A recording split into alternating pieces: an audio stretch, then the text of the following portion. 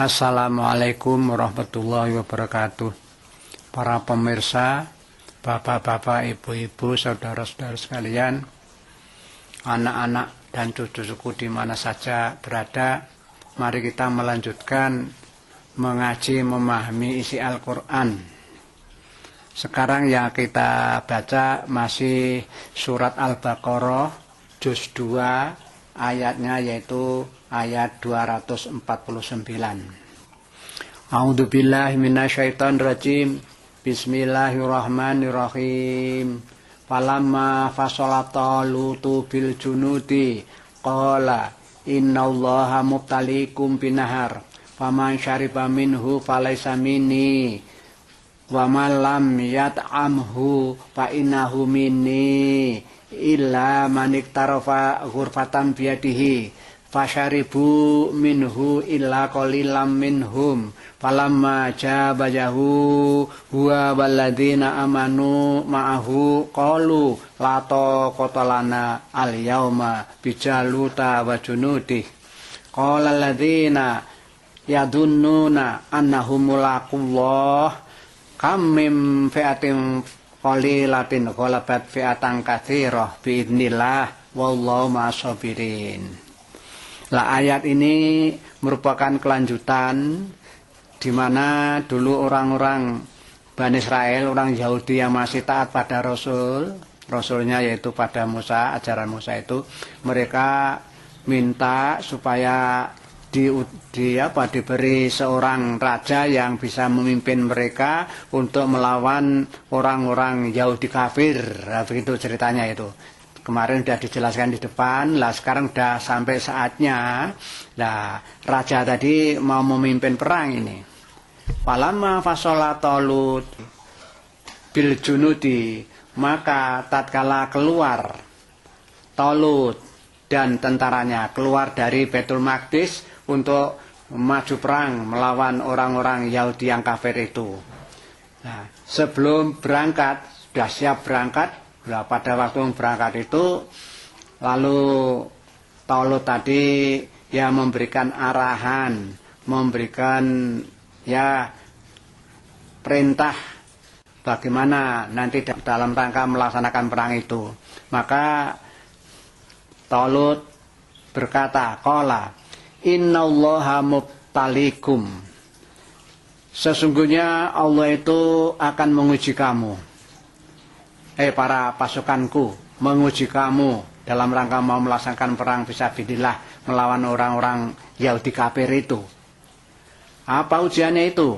Kamu akan diuji dengan sebuah sungai yang besar, yang dalam, di mana kamu nanti harus melewati, mengarungi sungai itu. Nah, satu, jadi perintahnya kamu nanti akan melalui sungai. Lalu pesan berikutnya, faman syariba minhu falaysa minni. Lah, kamu nanti pada waktu menyeberang sungai itu, kamu tidak boleh minum. Tidak boleh minum air sungai itu. Maka faman syariba minhu falaysa minni, maka barang siapa yang melanggar laranganku supaya kamu tidak minum, kok nanti kamu jadinya minum. Ya, minum sepuas-puasnya maknanya itu. Kalau kamu begitu, falaysa minni, kamu sudah terlepas dari aku. Kamu bukan jadi kelompokku lagi, bukan jadi pengikutku, ya, pembantuku dalam perang ini. Ingat itu, sekali lagi, kamu jangan minum loh nanti. Sebab kalau minum betul-betul kamu nanti terlepas dari kami, tidak termasuk golonganku. Famalam yat'amhu fa innahu minni. Barang siapa yang tidak minum pada waktu menyeberang itu, tidak minum air sungai itu, fa innahu minni, maka sesungguhnya dia itu termasuk golonganku, masih termasuk pasukanku, pengikut setiaku, ya, pengawalku dalam melakukan perang ini melawan orang Yahudi kafir. Illa manik tarofa ghurfatan biyadihi, kecuali orang-orang yang minum, tapi minumnya jangan berlebihan, cukup satu cawukan dari jari tangannya aja begitu. Nah, cukup. Jadi satu cauan tangan saja. Manik tarofa ghurfatan biyadihi. Nah, pesannya seperti itu. Jangan minum. Walaupun minum bolehlah. Asal satu cauan tangannya saja. Tapi apa jadinya itu? Fasaribu minhu ila qalilam minhum. Maka banyakkan orang tentara itu, konon beritanya dalam keterangan tentaranya itu jumlahnya 80.000. Yang 76.000 minum semua, jumlah itu 80.000. Lalu yang 4.000 itu yang tunduk patuh hanya minum sedikit itu. Ila qalilam minhum. Yang minum sedikit, maksud saya satu cawan itu hanya sedikit jumlahnya dari mereka itu. Falama jabayahu huwa waladina amanu mahu. Maka tatkala setelah menyeberangi, tentara Talut itu sudah menyeberangi sungai tadi. Falama jabayahu huwa, dia Talut waladina amanu dan orang-orang mukmin yang menyertai mereka. Nah, setelah menyeberang, tapi nyatanya orang-orang yang melampau batas dalam minum tadi, mereka berkata waktu setelah nyeberang itu, qalu, mereka mengatakan, la taqata lana al-yauma bijalu tabajunuti. Wah, sungguh aku sekarang ini pada hari ini kiranya kok aku tidak mampu itu melawan Jalut dan tentaranya itu. Ya, akibat tadi terlalu haus, saya minum terlalu banyak. Setelah saya minum banyak kok malah jadi lemah seperti ini. Maka mereka mengeluh. Wah, sungguh hari ini rasanya kami tidak bisa melawan. Keadaan kami lemah sekali. Sehingga untuk melawan Jalut dan tentaranya itu kok rasanya berat. Ya, begitu. Itu orang-orang yang minum terlalu banyak tadi itu. Lalu yang tadi minum hanya sedikit itu, maka berkata menyambut ucapan mereka itu. Qala alladziina yadunnuna annahum mulaqullah. Maka berkatalah tentara-tentara yang jumlahnya yang sedikit tadi, yang minumnya minum air sedikit tadi, mereka mengatakan, Qala alladziina yadunnuna. Berkatalah orang-orang yang mempunyai prasangka, menyangka bahwa mereka itu akan ketemu dengan Allah. Jadi yang betul-betul jihad fisabilillah, maju perang dengan ikhlas lillahi ta'ala, dan dia siap mati syahid, dan mereka akan ketemu Allah. Lah, orang yang seperti itu, dia mengatakan seperti itu. Apa katanya? Kepada orang-orang yang minum banyak tadi, lalu merasa jadi lemah tadi. Kamim fi'atin qalilatin ghalabat fi'atan katsirah. Sudah berapa banyak, berapa kali, ya, dalam suatu pertempuran di mana tentara yang jumlah sedikit itu mengalahkan jumlah yang banyak. Kan sudah beberapa kali. Contohnya dalam perang Badar itu kan umat Islam orang mukmin itu hanya sedikit itu, sekitar ya 310 atau 313, lawannya 1000 toh menang. Nah itu loh. Ini pikiran orang-orang yang ikhlas berperang dan tadi tunduk patuh pada perintahnya Talut tadi, hanya minum sedikit tadi. Dia merasa kok perang ini lillahi ta'ala kok menekan agama Allah. Kalau mati toh nanti akan masuk surga, begitu. Makanya dia mengatakan kepada kelompok yang haus minum banyak tadi itu, berapa kali ya terjadi jumlah yang sedikit dalam pertemuan itu ghalabat fi'atan katsirah yang bisa mengalahkan mengalahkan orang yang banyak. Nah, itu doktrin perang menurut Islam seperti itu. Karena apa? Perang dengan keyakinan mereka itu untuk menegakkan agama Allah, dan Allah akan membantu. Lah, Allah itu kalau membantu seperti perang Badar itu, tentara yang sedikit bisa mengalahkan yang banyak karena Allah membantu. Nah, kalau golongan yang kecil itu bisa mengalahkan musuh yang banyak, itu biidznillah, itu karena idenya Allah dan Allah membantunya. Ya, begitu. Sebab di ayat lain itu Allah ya berfirman yang intinya orang mukmin itu kalau berperang dengan orang kafir itu dibantu dan dijamin menang. Lah itu loh, orang Islam punya mental seperti itu. Dan punya ilmu seperti itu dalam Al-Quran. Orang mukmin itu kalau berperang dalam rangka membela agama, dia itu akan menang. Wallahu masabirin. Apalagi dia tahu ini bahwa Allah itu menyertai orang-orang yang sabar. Khususnya dalam sabar melaksanakan perintah jihad fisabilillah, berperang membela agama Allah itu sabar. Jadi dia itu sabar, tawakal, sudah sabar, berserah kepada Allah. Lalu bagaimana? Walamma barazu li Jaluta wa junutihi, maka manakala Talut tadi ya sudah diketahui oleh musuhnya, jadi saling berhadapan-hadapan tapi itu. Jadi bolonya Talut sudah berhadapan dengan bolonya Jalut dan tentaranya. Nah, pada waktu sudah saling melihat, saling berhadapan-hadapan, itu mesti sebentar lagi mesti terjadi perang. Nah, perangnya zaman dulu tidak seperti model sekarang itu. Perang dengan senjata, jarak jauh sama jarak jauh, tidak. Dulu itu ya cawuh jadi satu. Ya, sang komandan, sang panglima maju perang. Nanti cari musuh, ya musuhnya yang panglima juga. Gitu. Perang tanding begitu.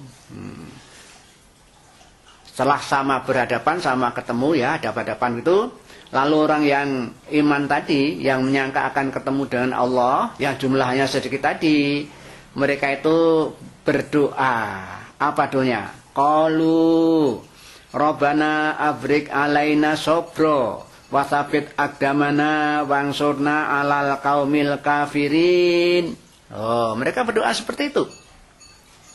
Ya Allah, ya Tuhanku, tuangkanlah ke dalam diri saya ini, dalam hati kami ini, yaitu sobro, diberi kesabaran. Nah, gampangnya, berilah kami kesabaran ya Allah dalam menghadapi musuh yang begitu besar itu. Nah, begitu. Mohon dimintai kesabaran, mohon minta kesabaran pada Allah itu. Wasabit agdamana, dan kuatkanlah pendirian saya. Maksudnya kuatkanlah telapak kaki saya, itu artinya kuat mentalnya dalam menghadapi perang itu, sehingga tidak akan bakal disersi begitu, membela agama secara mati-matian itu. Nah itu mohon kepada Allah, berilah kami kekuatan iman supaya pendirian saya itu tetap berperangnya hanya dalam rangka membela kebenaran, menegakkan ajaran agama Islam. Begitu minta mohonnya seperti itu, dikasih sabar dan tetap konsisten dengan garis perjuangan, yaitu menegakkan agama Islam. Begitu.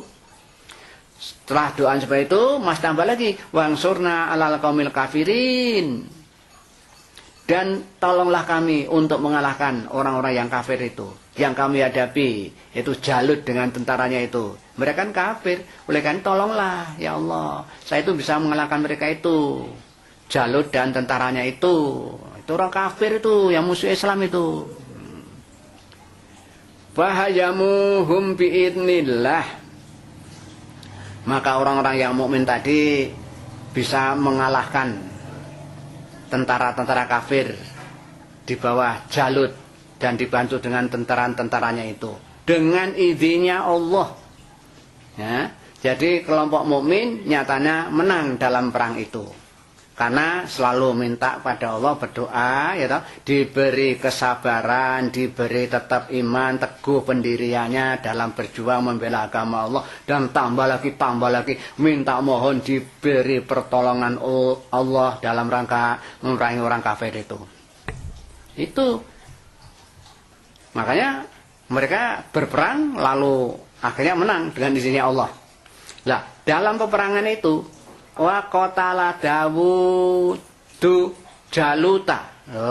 Pada waktu pertempuran itu, peperangan itu, nyatanya Dawud itu bisa membunuh Jalut. Jalut itu pemimpinnya orang kafir. Nah, yang membunuh, ya tadi tokoh sama tokoh maju bersama, ya musuh maju, bolonya orang mukmin juga maju. Lah ini Dawud itu tokoh umat Islam. Lah yang diserang ya cari Jalut toh, komandannya orang-orang kafir. Ya nyatanya Jalut mati itu dengan izinnya Allah. Nah, bagaimana seterusnya? Lah gampangnya saja, orang kafir kalah. Jalutnya sudah mati, dibunuh oleh Dawud. Lalu kesimpulannya perang selesailah begitu, yang menang umat Islam gitu. wa atahullahul mulka wal hikmata wa 'allamahu mimma yasha. Lah, setelah peperangan selesai ya, komandan besarnya yaitu Talut, ya panglima di medan pertempuran itu Dawud, dia bisa membunuh Jalut. Nah, akhirnya Allah apa? Allah memberikan wa atahullahul mulka. Allah memberikan ya apa? Kerajaan atau kekuasaan kepada Dawud. Nah, Dawud ini akhirnya nanti diangkat jadi nabi juga, jadi pemimpinnya orang mukmin, dan dia nanti diangkat jadi nabi juga. Maka Allah mengatakan wa atahullahul mulka. Yang diberi itu Dawud. Nah, diberi kerajaan, diberi kekuasaan. Wal hikmata, dan diberi ilmu hikmah. Wa 'allamahu, dan dia Allah mengajarkan kepadanya itu ya bermacam-macam ilmu pengetahuan lah. Mimma yasha, terhadap orang yang dikehendaki Allah. Yang dikehendaki itu ya Dawud itu nanti akhirnya jadi pemimpin dan jadi nabi. Nah gitu. Itu ceritanya peperangan, akhirnya yang menang umat Islam ya.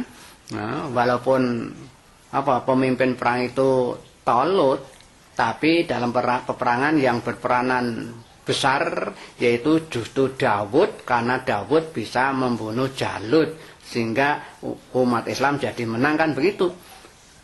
Lah, sebagai balasan kepada Dawud, Allah memberikan kerajaan itu kepada Dawud. Wal hikmah, dan ilmu hikmah, ilmu kebijaksanaan, dan mengajarkan kepada Dawud apa-apa yang dikehendaki oleh Allah. Walaula taqallahin nasa ba'dahum bi ba'din la fasadatil ardu walakinallaha dzu fadlin 'alal alamin. Dan sekiranya Allah tidak menghalangi manusia sebagian dengan sebagian yang lain yang mau berbuat jahat itu. Lah, yang jahat di sini ya Jalut dan tentaranya itu. Nah, kalau Allah tidak menghalangi itu, Jalut tidak direm, dalam artian tidak dikalahkan oleh Dawud tadi sampai mati. Kalau itu tetap begitu, nah sudah, apa yang akan terjadi? Yaitu akan terjadinya kerusakan-kerusakan di bumi. Nah, Allah sudah tahu ramalan seperti itu. Memang Allah yang serba tahu apa-apanya, segalanya. Ya sudah, kalau nanti kelompok kafir menang, bahaya itu, bikin kerusakan, matikan saja melalui tangannya Dawud. Nah, Jalut mati, ya begitulah. Walakinallaha dzu fadlin 'alal alamin, akan tetapi Allah itu mempunyai karunia. Wah, karunia yang banyak 'alal alamin, terhadap makhluk yang di muka bumi ini. Ya, karunia Allah itu ya merupakan pemberian-pemberian rahmat Allah, belas kasihan Allah, pemberian-pemberian ya rezeki, pemberian apa saja yang dibutuhkan manusia itu. Ya, itu apa? Diberi oleh Allah semua.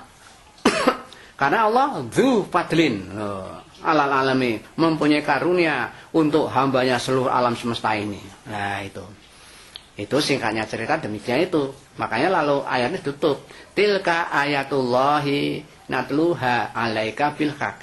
Nah, itulah ayat-ayat Allah, hai Muhammad, yang dibacakan oleh Allah padamu bil haq, dengan sebenarnya. Di cerita-cerita yang lampau, yang jalan seperti itu betul-betul itu kejadian yang nyata, sebenarnya apa adanya, itu dengan benar-benar ada itu. Lah, maka diceritakan kepada Muhammad. Oh, yang alami bukan Muhammad ini, ceritanya kan nabi-nabi yang dulu, musuh kafir-kafir dulu. Lah, terjadi perang seperti itu. Lah, ceritanya itu digelar, diberikan kepada Muhammad supaya tahu, supaya nanti disebarluaskan kepada umat Islam, sehingga umat Islam pengikut Muhammad bisa ngambil suri teladan. Apa hikmah yang terjadi, peperangan yang terjadi di atas tadi, begitu.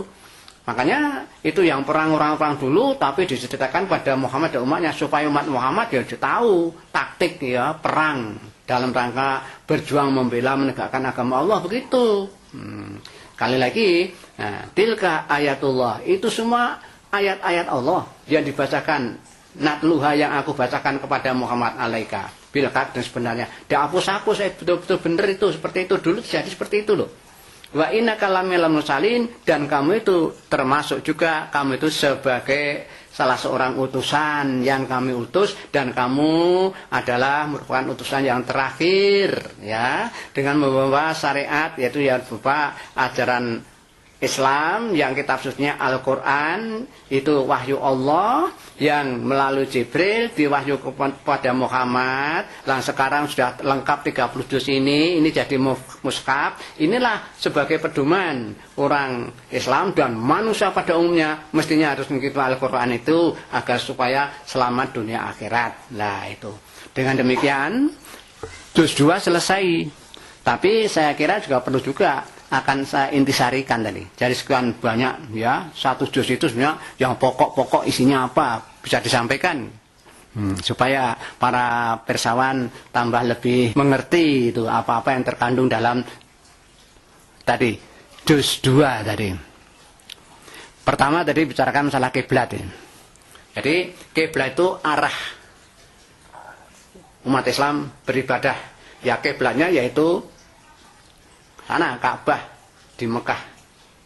Ya, dulu kiblatnya itu dulu di Baitul Maqdis di Yerusalem, tapi Muhammad tidak senang, lalu pindah, lalu dipindah ke itu Masjidil Haram di Ka'bah yang ada di Masjidil Haram Mekah itu. Nah, jadi umat Islam itu kiblatnya ke sana, ke Mekah.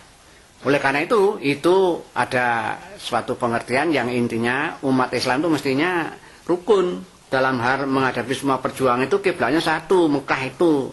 Jadi umat Islam itu kalau berjuang ya dalam bentuk apapun, termasuk partai politik atau organisasi massa ataupun yayasan-yayasan, ya kalau sudah nganggo predikat Islam itu yang dipakai acuan ya Al-Quran itu.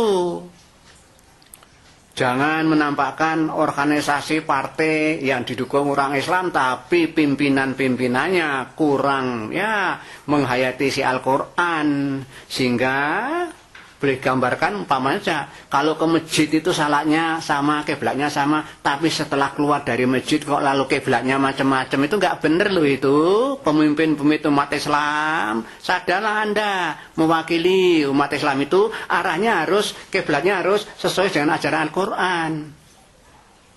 Nah itu aja, tidak usah panjang-panjang, saya kira sudah tahu semua itu. Lalu yang berikutnya Allah menjelaskan bahwa orang mukmin itu tidak boleh takut kepada orang kafir. Loh ini loh, orang mukmin, orang Islam tidak boleh takut kepada orang kafir. Orang kafir itu ya yang tidak percaya kepada Allah, tidak percaya kepada malaikatnya Allah, tidak percaya kepada kitab-kitab Allah, tidak percaya kepada Rasul, dan tidak percaya pada hari akhir, dan tidak percaya takdir. Lah orang yang seperti itu kafir. Gitu. Orang mukmin jangan takut kepada mereka itu, tapi Allah berfirman yang intinya yang perlu ditakuti itu hanya Allah. Nah kalau tidak takut pada Allah ya berarti hidupnya melanggar aturan Allah, yang itu jadi buat dosa-dosa, nanti catatan amalnya jelek, nanti masuk neraka lo gitu.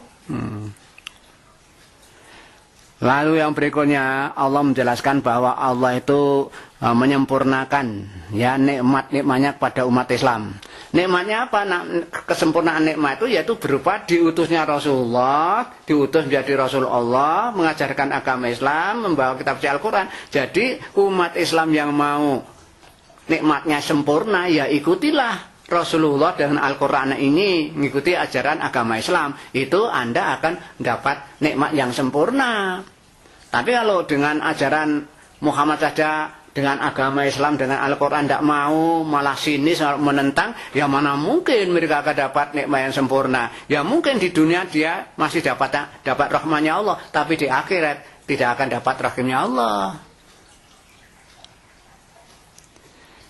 Yang berikutnya, bahwa kita diperintahkan harus ingat pada Allah.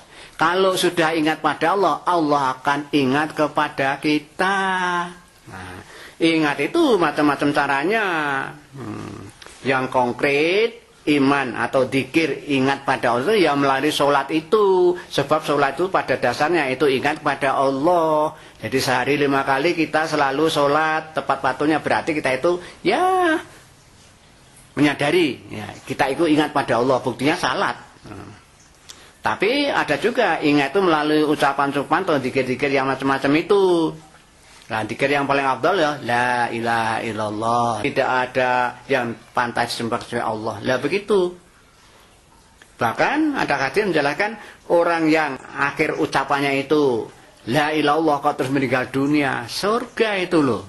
Itu saking pentingnya afdalud dzikri, la ilaha illallah itu paling afdal dzikir itu ya la ilaha illallah itu. Mari kita selalu ingat pada Allah. Ingat itu macam-macam loh. Umpamanya kita tuh baru makan menyukuri, wah kok dapat makan, lapar kok dapat makan. Mau makan ya bismillahirrahmanirrahim. Selesai makan kan ya kenyang kita. Setelah kenyang ya alhamdulillahirabbil alamin. Begitu. Kalau kita itu yang alami keserpaan ya innalillahi wa inna ilaihi rajiun. Ya begitu, macam-macam ya. Ada juga zikir yang sudah dituntunkan Rasul, 4 kalimat yang dihargai oleh Allah. Allah itu cinta kepada itu, yaitu Subhanallah walhamdulillah wala ilaha illallah wallahu akbar. Maha suci Allah, segala puji bagi Allah, tidak ada yang pantas disembah kecuali Allah. Allah Maha Agung. Nah, ini sering diucapkan dalam masjid zikir. Nah, itu ingat itu. Orangnya ribuan, pakaian putih-putih semua, pakai ketus semua melantunkan ucapan itu Subhanallah walhamdulillah wala ilaha illallah wallahu akbar. Nah, itu zikir-zikir yang dicintai oleh Allah. Nah, kalau ucapan itu monggo, silakan. Masih banyak lagi zikir itu. Nah, para pemirsa saya kira sudah banyak ngamalkan masalah zikir itu. Tapi saya tekankan bahwa kita itu disuruh zikir kepada, ingat pada Allah. Kalau Allah sudah kita berzikir padanya, Allah itu akan ingat pada kita. Nah, juga diingatkan dalam ini tadi juz 2 itu, kita itu suatu ketika akan diuji oleh Allah. Ujian Allah itu sudah tersedia bermacam-macam, siapapun suatu ketika akan kena itu. Yang pertama, dicoba dengan adanya rasa khawatir atau takut. Siapapun akan mengalami itu. Entah dalam hal apa dia khawatir atau takut. Ya, masing-masing punya versinya masing-masing. Kalau ada anak yang mau ujian, ya takutnya dia nanti jangan-jangan tidak lulus. Cobaan itu bisa jadi juga berupa lapar. Ya, kelaparan itu ya bisa jadi suatu daerah mengalami kekeringan panjang, ya toh. Tanam-tanaman padi, jagung, tela dan sebagainya tidak bisa hasil, ya ngalami lapar itu.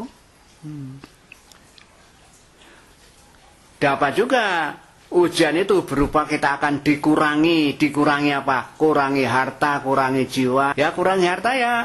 Ini tadi baru ada berita orang ngambil uang di bank puluhan juta dirampok lah. Itu kan dia juga dicoba dengan dikurangi hartanya itu. Sebetulnya kalau dalam seperti itu yang salah itu yang merampok itu.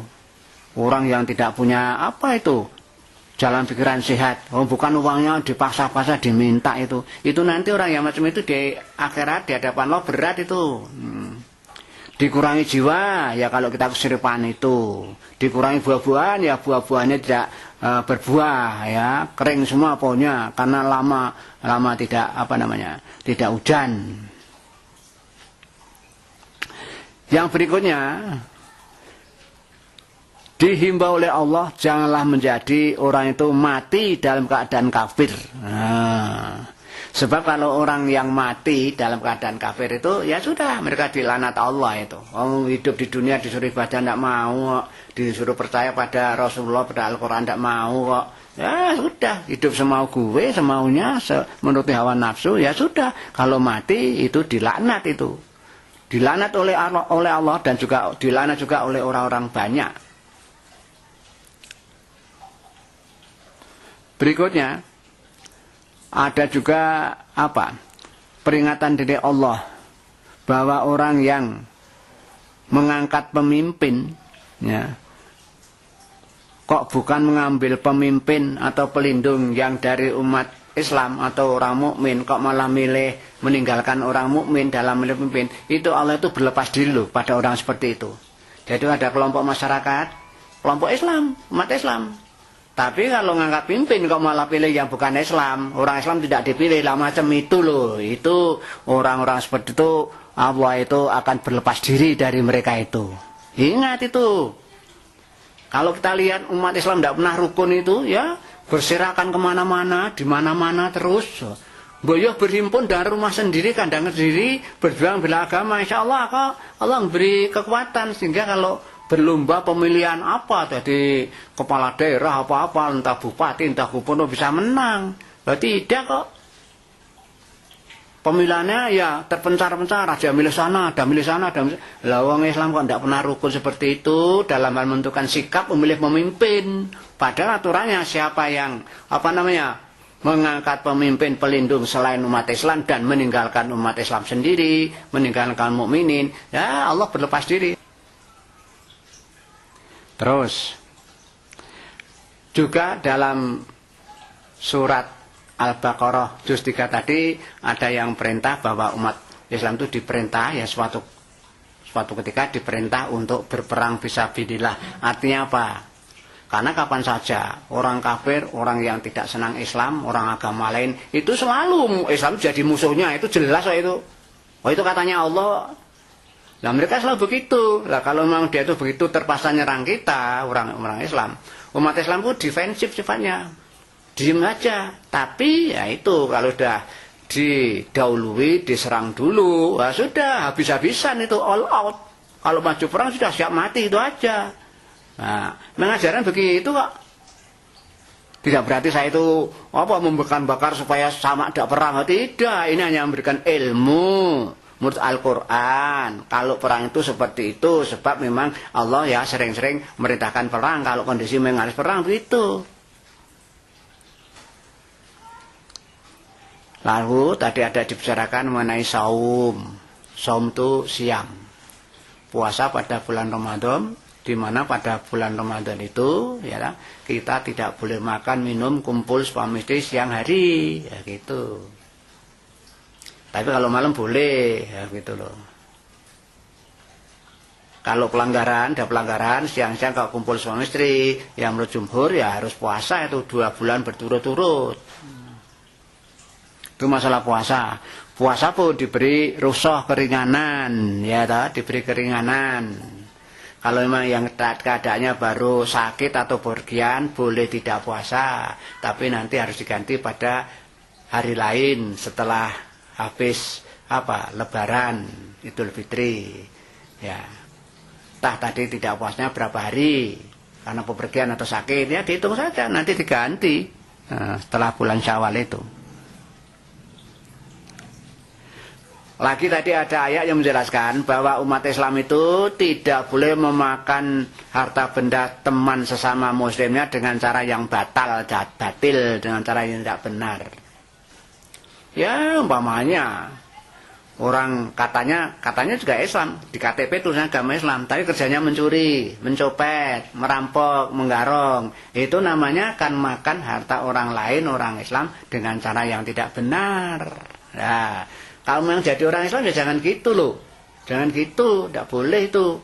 Semua barang yang haram yang dimakan itu pada hakikatnya dia itu masukkan api ke dalam perutnya.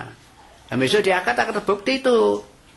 Orang yang biasa makan barang yang tidak halal, yang haram, ya nanti di sana perutnya isi api itu. Itu ajaran Islam begitu. Makanya mari kalau para warga negara Indonesia ada yang menjabat ataupun jadi pegawai negeri, ya dengan rezeki gaji itulah yang murni bawa pulang, jangan ditambah-tambah dengan cari yang lain. Nah gitu loh. Entah sokoan, entah mel, kalau di dalam jalan-jalan itu ada mel. Wah itu nyata kayak itu. Asal ada bis macam-macam nanti lewat di satu pos tertentu, entah ada yang lemparin ada korek, tahu-tahu itu isi uang itu. Itu nyata kayak itu. Loh, jangan gitu, itu nggak bener loh itu. Daripada turun ya udah taruhkan korek aja lempar, seolah-olah ngasih korek tapi dalamnya uang. Itu nyata, boleh lihat tuh di jalan-jalan kan begitu.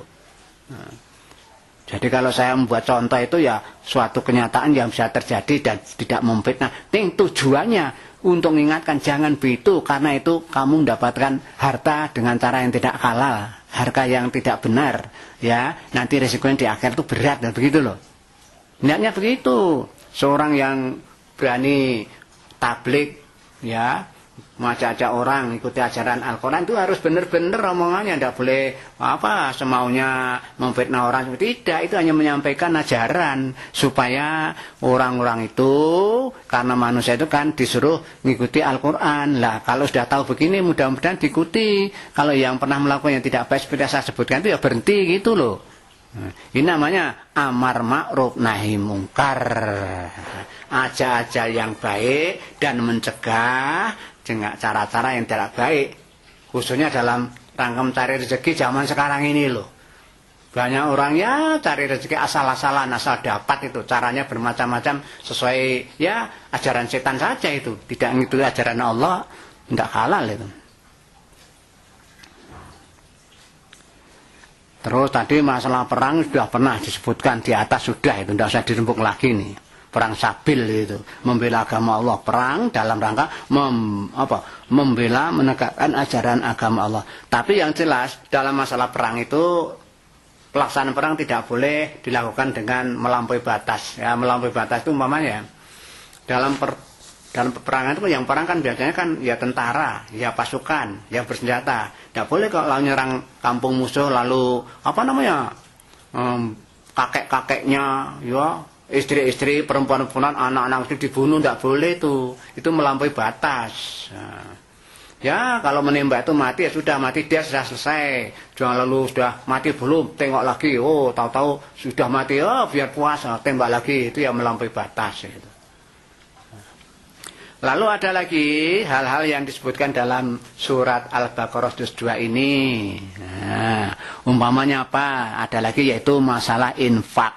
Nah, infak itu pokoknya mengeluarkan sebagian dari rezeki yang telah diberikan oleh Allah kepada kita sekalian ini. Sebagian, tidak semua kok. Sebagian. Contoh pegawai negeri sekarang ini. Apalagi guru-guru itu yang dapat sertifikasi gajinya tambah banyak. Ya kalau tambah banyak itu ya mesti harus keluarkan infak yang banyak dong. Sebagian dikeluarkan untuk orang lain, orang yang memerlukan gitu. Istilahnya kan macam-macam. Kalau pegawai negeri ditambahi apa, tambah apa lah, saya tidak tahu istilahnya itu. Tapi kan macam-macam. Kalau guru ya begitu, gaji sudah banyak, ya sudah. Berikutnya, lah infak itu siapa yang disuruh infak dan pada siapa? Infak itu Allah berfirman ya intinya ya yang disuruh infak itu orang yang lebih dari kecukupan. Artinya apa? Sehari-harinya hidupnya cukup, ada kelebihan, lah itu suruh infak. Nah, kalau sehari-hari pegawai negeri cukup itu. Gaji dibagi 30 hari, nah, sehari hidup butuh sekian, mesti ada aturan itu, harus infak itu. Ya guru ya pegawai negeri semua begitu. Jangan jadi orang Islam tidak pernah mengenal infak, tidak pernah mengeluarkan. Ya, ini diberitahu padahal infak itu ya, itu kalau sudah kita infak itu terima Allah, dicatat dan besok akan dibalas. Kalau yang namanya infak sabilillah, mengeluarkan infak dalam rangka menegakkan agama Allah, itu dilipatkan 700 kali. Apa ndak ingin toh ya, yang umat Islam ini. Kalau orang Islam sudah berbuat sedemikian itu, ya orang fakir miskin bisa ditekan itu. Kalau yang punya gaji banyak, punya harta banyak, ya tidak keluar infaknya, ya yang miskin-miskin ya tetap saja ndak kurang, tambah terus malahan. Nah, begitu. Itu infak. Infak itu siapa yang diberi? Pertama, justru kedua orang tua. Loh ini Bapak Ibu para pemirsa, orang tua itu justru mendapat urutan nomor 1 dalam hal pengeluaran infak oleh ya anak-anaknya. Orang tua harus dikasih. Ya supaya ya tidak menyinggung perasaan orang tua, ya jangan dikatakan Pak Bu ini infak saya, jangan gitu. Ya datang aja sambil amplop Bu, ini untuk ini. Tidak usah dikatakan infak saya, oh jangan gitu. Entah apalah, dibelikan apa gitu. Tapi ingat ini Al-Quran bicara begitu. Allah berfirman, jadi orang Islam yang betul Islam tenan, yang betul itu harus tahu bahwa dia harus keluar infak. Nomor 1 ya diberi justru kedua orang tua. Introspeksi sudah jalan apa belum itu pada para pemirsa ini. Yang berikutnya yaitu keluarga dekat. Ya, yang ada hubungan darah. Ya Pak gedenya, Pak leknya, ya buliknya, adiknya, ponakannya, asal itu semuanya dalam keadaan yang perlu dibantu, ya dibantu, kasihlah infak. Yang ketiga, anak yatim. Ya justru anak yatim itu anak yang tidak punya bapak. Pada bapak itu sebenarnya tulang punggungnya ekonomi keluarga, kok sudah tidak ada. Berarti yang tanggung jawab di bidang ekonomi sudah tidak ada. Anak yatim seperti itu harus disantuni, diantaranya dikasih infak. Gitu. Orang miskin. Nah, orang miskin, orang tidak punya apa-apa itu. Kehidupannya sehari-hari ya serba kekurangan. Ya, orang yang seperti itu mari kita tengok lingkungan kita ada apa ndak itu yang seperti itu. Kasih sebagian tiap bulan, keluarkan dikit lah dari gaji itu. Nah, gitu. Lalu yang perlu diberi infak juga Ibnu Sabil. Ibnu Sabil itu maksudnya itu kalau ada orang bepergian yang tidak untuk maksiat, yang kebetulan urusan penting, apalagi dia itu dalam rangka berdakwah umpamanya. Kehabisan sangu di jalan, entah kecopetan, entah bagaimana, kehabisan sangu. Nah, itu orang macam seperti ini boleh itu. Yang ada aturan untuk diberi infak. Kalau datang ke masjid, tanya-tanya pengurus, ya apa saya bisa dibantu karena saya begini. Nah, kalau memang begitu, orang masjid yang sudah tahu ilmu infak, ya lalu gerak. Tanya-tanya sama pengurus masjid, ini ada begini, bagaimana ini. Ya, urunan dikit-dikit, kasihkan begitu. Jadi 5 infak itu. 2 orang tua, keluarga dekat, anak yatim, orang miskin, dan Ibnu Sabil. Mari kita lakukan itu. Siapa yang belum pernah infak setelah mendapat pengertian tentang infak melalui pengajian ini, laksanakan saja. Toh nanti akan dicatat amal kita itu, ya di akhirat akan dapat balasan dari Allah Subhanahu wa Ta'ala. Lah, ada juga ya yang bicara mengenai khomer dan maisir. Khomer itu minuman keras. Minuman keras itu minuman yang memabukkan, ya. Jadi minuman keras itu minuman ya seperti yang diminum anak remaja itu sampai mati aja dilakoni seperti itu loh. Mbok jangan begitu, itu dilarang oleh Allah, itu dosa besar. Jadi minuman keras, khomer dan maisir itu kedudukannya dosa besar itu. Dosa besar itu mesti harus pakai bertobat. Artinya kalau menyadari salah, lalu berhenti. Berhenti. Tidak melakukan lagi. Masa anak-anak muda Indonesia itu punya kegemaran kok ya minum bersama, lomba minum, akhirnya mati bareng kok, seperti kok merasa pahlawan apa ya? Oh, pahlawan apa itu? Bukan itu. Itu orang yang mati dalam keadaan su'ul khotimah, matinya dalam akhir matinya itu dalam keadaan yang ya kondisi yang tidak benar, yang tidak diridhoi Allah, ya, gitu. Orang seperti itu di sana tidak ada harapan. Di sana itu ya di akhirat itu tidak ada harapan itu. Ya, maaf. Ini perlu saya lontarkan. Mumpung ada kesempatan menyampaikan kepada ya para persawan mendengar. Tidak mungkin kan Mubalik itu lalu menemui orang satu-satu lalu diingat, tidak bisa ya melalui begini ini. Secara umum dilontarkan, ya yang sudah mendengar disampaikan kepada orang-orang itu. Kalau ada yang tetangganya boleh diberitahu. Ya untuk pengajian Al-Quran itu kok tidak boleh tali minum-minum keras dan judi itu. Begitu itu namanya ikut bertanggung jawab berkembangnya agama Islam supaya agama Islam tegak itu. Jadi itu tadi masalah khomer dan maisir, minuman keras dan minuman keras dan judi. Lah masalah talak itu cerai itu. Cerai itu kalau cerai istri dicerai suami iddahnya 3 quru ya, mengalami haid lalu bersih, bersuci, terus mandi janabat lagi ya gitu sampai 3 kali ditunggu begitu. Kalau udah 3 kali begitu 3 quru itu istri baru boleh cari suami baru begitu. Ini mohon diingat itu. Tapi kalau ditinggal mati, ya tinggal mati loh ini, ditinggal mati suami itu iddahnya yaitu 4 bulan 10 hari, 4 bulan 10 hari. Itu kalau tinggal mati oleh suami. Nah itu yang pokok, yang itu aja diingat itu. Lalu yang perlu disampaikan lagi yaitu bahwa kita itu harus menjaga sholat dan sholat wusta. Semua sholat yang 5 waktu, subuh, duhur, ngasar, maghrib, isya, itu harus dilaksanakan secara tertib, tepat waktu. Nah, itu berarti kita menjaga itu. Jaga sholat. Kita laksanakan sebaik-baiknya, secara ikhlas lillahi ta'ala. Sholat yang khusyuk. Sholat yang khusyuk itu yang bagaimana ya? Nah gini, pengertian khusyuk itu artinya kan ada firman Allah, wasta'inu bisobri wasolah, mohonlah pada Allah dengan sabar dan salat. Nah, sholat itu adalah persoalan yang berat dilaksanakan, kecuali orang yang khusyuk. Lah orang yang khusyuk siapa? Orang yang meyakini bahwa mereka akan ketemu Allah dan akan kembali kepada Allah. Lah orang juga kalau sudah merasa nanti akan ketemu Allah, akan kembali Allah, insya Allah itu sudah kita itu bisa khusyuk, pikirannya tidak macam-macam. Lah pas sholat pun juga demikian itu, Allahu Akbar, ya hanya kepada Allah Maha. Terus ucapan yang dibaca dalam sholat itu diketahui artinya ya betul-betul keluar dari hati nurani itu loh. Lah, kalau salahnya sudah seperti itu, insya Allah itu salahnya khusyuk. Itu salat 5 waktu yang harus dijaga. Dan juga salat wusta. Wusta itu yang dimaksud di sini yaitu salat asar. Karena di tengah-tengah ya.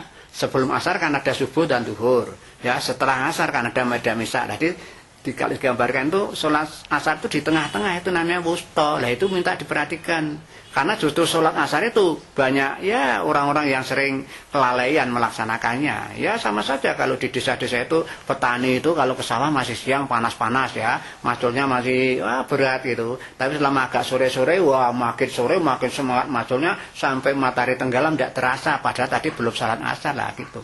Termasuk ya toko-toko atau pasar-pasar itu asal wayangnya salat ya duhur ataupun ngasar itu malah rame-rame orang-orang belanja. Lah itu goda aja orang Islam. Nah kalau mau dapat pahala banyak ya tiap pagi sebelum salat subuh yaitu sholat rakaat al-fajri, sholat fajar 2 rakaat. Itu pahalanya Rasulullah menjamin itu bahwa salat seperti itu kalau dilakukannya ajak gitu, itu pahalanya lebih baik pada dunia seisinya. Loh apa enggak ingat, enggak pengen kita itu. Pokoknya salat 2 rakaat tiap hari sebelum subuh kok pahalanya ya lebih baik pada dunia saisinya. Bayangkan itu. Dunia kok saisinya akan diberikan kita. Itu. Tapi ya banyak orang yang tidak tahu, tidak memikirkan. Tahu pun kalau diberitahu ya, masih malas tidur, ya masih ngantuk, ya begitu. Nah, mudah-mudahan ini tadi merupakan resume daripada ini surat Al-Baqarah yang ada pada juz 2. Mudah-mudahan penyampaian yang terakhir ini sebagai lebih memantapkan lah apa isi yang kita baca tadi, jadi bisa menyimpulkan isinya tadi itu lah diingat-ingat lalu kita amalkan. Mudah-mudahan saja dengan pengamalan isi Al-Quran ini kita mendapat manfaat sejak di dunia ini sampai besok di akhirat, insya Allah, amin. Sekali lagi para pemirsa, demikianlah yang perlu sampaikan sampai saat ini. Jadi kita sudah menyelesaikan juz 2 ya, tapi suratnya masih surat Al-Baqarah juz 2, juz Tsani. Nanti lain kali kita teruskan masuk ke juz 3, tapi juga masih surat Al-Baqarah. Akhirul kalam, wassalamualaikum warahmatullahi wabarakatuh.